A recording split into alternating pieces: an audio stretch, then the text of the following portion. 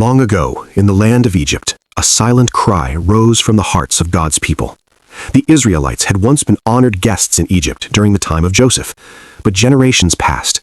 A new Pharaoh rose to power, one who did not remember Joseph, and he became afraid. The Israelites were multiplying, growing stronger, increasing in number. Pharaoh feared that one day they might rise against Egypt, so he made them slaves. Under the burning Egyptian sun, the Israelites were forced to build cities, mold bricks, and labor without mercy. Their backs bent under heavy burdens, their cries filled the air. But even oppression could not stop God's promise. The people continued to grow. Pharaoh's fear turned into cruelty. He gave a terrifying command. Every Hebrew baby boy that is born must be thrown into the Nile River. It was in this dark and fearful time that a baby boy was born to a Hebrew couple from the tribe of Levi. His mother looked at him and saw something special. The Bible says he was a beautiful child, but more than that, she sensed destiny. For 3 months, she hid him. Imagine the fear. Every knock at the door could mean soldiers. Every cry from the baby had to be silenced quickly. Every day was a risk. But when she could hide him no longer, she did something extraordinary. She made a small basket out of papyrus reeds. She carefully coated it with tar and pitch so it would float and not sink. Then she placed her baby inside. With trembling hands and tear-filled eyes, she laid the basket among the reeds along the banks of the Nile River. His sister Miriam stood at a distance, watching. The river flowed gently. The basket drifted. Then something unexpected happened. Pharaoh's daughter came down to the river to bathe. As she walked along the water, she noticed the basket among the reeds. She sent her servant to fetch it. When she opened it, she saw the baby crying, and her heart was moved with compassion. She knew immediately this was one of the Hebrew children, the very children her father had ordered to be killed.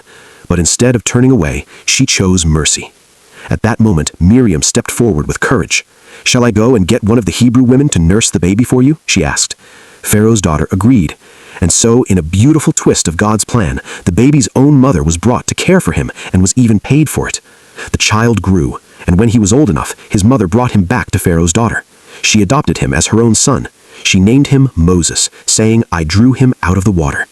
From a slave's basket to a palace nursery, God was already working behind the scenes. Moses grew up as a prince of Egypt. He was educated in the wisdom of the Egyptians. He learned leadership, language, strategy, and law. He lived in luxury, surrounded by gold and power. But he never forgot who he truly was. One day, as a grown man, Moses went out to observe his people, the Hebrew slaves. And what he saw broke his heart. An Egyptian was beating a Hebrew slave. Moses looked around. Seeing no one, he struck the Egyptian and killed him, hiding the body in the sand. The next day, he tried to stop 2 Hebrews who were fighting, but instead of gratitude, he was met with fear and anger. "Who made you ruler and judge over us? Are you going to kill me as you killed the Egyptian?" Moses realized his secret was out.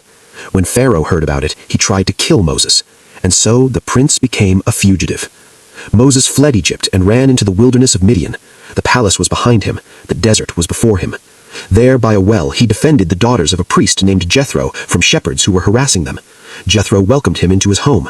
Moses married Zipporah, one of Jethro's daughters, and for 40 years Moses lived as a shepherd in the desert. 40 years of silence. 40 years away from Egypt.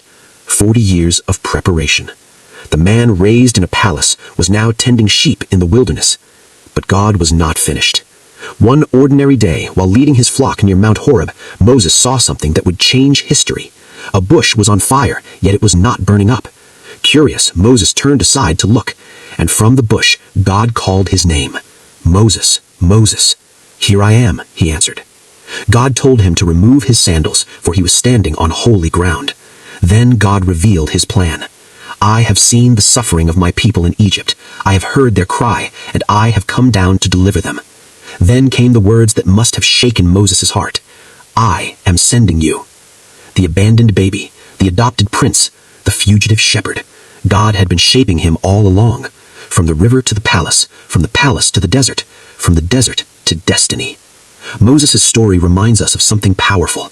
Even when life feels hidden, even when seasons feel like exile, God is preparing deliverers in secret. The child placed in a basket would one day part the Red Sea. The runaway shepherd would confront Pharaoh, and the man who once doubted himself would lead a nation to freedom. This was only the beginning.